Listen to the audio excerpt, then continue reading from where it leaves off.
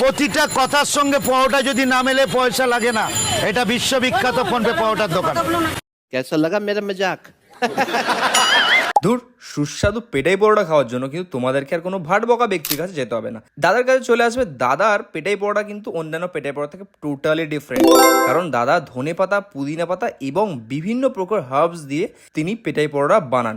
আর এই পেটাই পরোটা নিয়ে একটা কম্বো বানিয়েছিলাম আমরা, যেটা পড়েছিল 34 রুপিস। হ্যাঁ, ঠিকই শুনেছো, মাত্র 34 রুপিসে পেট ভরা জল খাবার তোমরা পেয়ে যাবে, যেখানে ছিল ডিম রূপেশ্বরী, আলুর দম এবং কমপ্লিমেন্টারি ঘুগনি।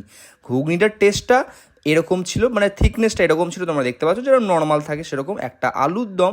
আর ছিল এই ডিম রূপসী। ডিম রূপসীর নামটা এই ডিশটার সাথে একদম জাস্টিফাই করছে, কারণ এর টেস্ট কিন্তু দারুণ। আমার খাওয়া বেস্ট ডিমের ডিশ আমার লেগেছে, তাই আমি এটাকে রেট করবো 9.5 আউট অফ 10। সত্যি অসাধারণ খেতে ছিল। কিন্তু এই ঘুগনিটার যেটা কমপ্লিমেন্টারি হিসেবে দাদা সার্ভ করছেন, কিন্তু ওটা এতটা টেস্ট লাগেনি, আমার টেস্টটা সোসো লেগেছে, তাই আমি এটাকে রেট করবো 5 আউট অফ 10। আমার খুব একটা পছন্দ হয়নি। কিন্তু এই আলুর দমের টেস্টটা অন অ্যান অ্যাভারেজ ছিল। তোমরা যেরকম আরও 4-5টা দোকানে আলুর দম খেয়ে থাকো, সেই দোকানের মতনই আলুর দমটা খেতে। তেলের পরিমাণটা একটু বেশি, তেলের পরিমাণটা কম হলে বেশি ভালো লাগতো, তাই আমি এটাকে রেট করবো 6.5 আউট অফ 10। কিন্তু মেন ব্যাপার হলো এই ডিম রূপসী, এই ডিশটা আমার খাওয়া লাইফের বেস্ট ডিমের ডিশ আমি বলতে পারি।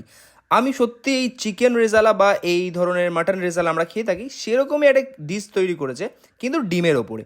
তোমরা যারা যারা ট্রাই করতে চাও, তোমাদেরকে অ্যাড্রেসটা বলে দিচ্ছি, তোমরা গিয়ে ট্রাই করে দেখো। একদম ঠিক জোকা মেট্রো স্টেশন রয়েছে, তার নিচে দাদার দোকান। দেখা হচ্ছে পরের ভিডিওতে। টাটা।